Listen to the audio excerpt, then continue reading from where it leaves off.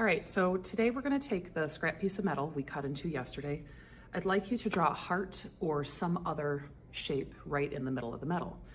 We are going to be drilling through the middle of this and then cutting the space out without going through an outside edge. This process is called piercing. So number one, if you look, my safety glasses are on and my hair is tied back.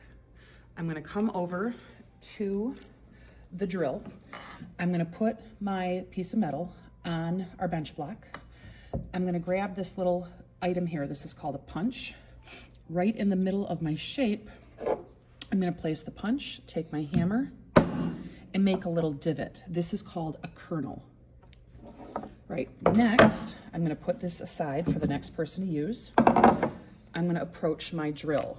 When you use this drill, your left hand is your holding hand. Your right hand is your operation hand. The first thing I'm gonna do is line up the kernel with the drill bit, just gently making sure it comes down at the point where I want the drill to come down. I'm using 2 fingers on the top and a thumb on the bottom. I'm going to turn on my drill over by this Fordham label and flip the black switch on. I've got a good secure grip. I'm gonna slowly bring this down. 1, 2 passes and you're through. If it takes more than 2 passes or the metal gets hot, it's possible that you have a broken drill bit. They all break at some point. So go ahead, stop. You would let me know and I would replace it for you. It's also very important that you have a solid grip on this. If you do not, this can get stuck on the drill and fling, and that could be dangerous. All right, we're gonna get started. Thank you. All right, so what we're gonna be doing is creating a heart out of the metal that we have just drilled or pierced.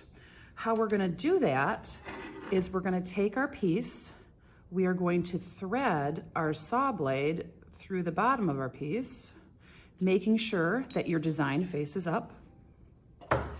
You're going to string your saw blade like you normally do, making sure it's under tension. You may or may not be able to hear that high-pitched ping because the metal ricocheting off the front. You're going to then start sawing. I've got a fingertip grip.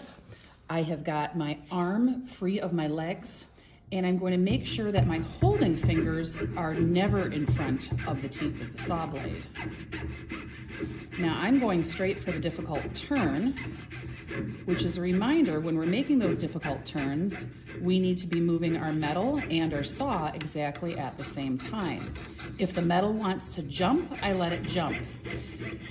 I never force a cut because that is a recipe for breaking your saw blade. My saw is going up and down at 90 degrees. I'm trying to use the length of the saw in order to get the most use out of the teeth, and that's most efficient. So I'm almost done here, about halfway. Going for another quick curve. Oh, see, it's getting stuck, so I'm just gonna let it rest.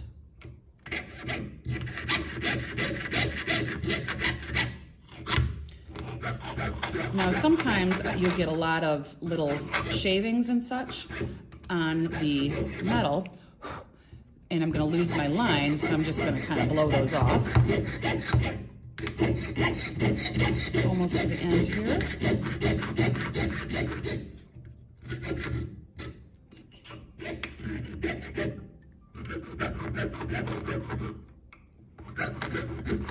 And there you have it. I've completed my heart. And then in order to finish this without breaking an outside edge, I'm going to undo my saw blade and pop it out.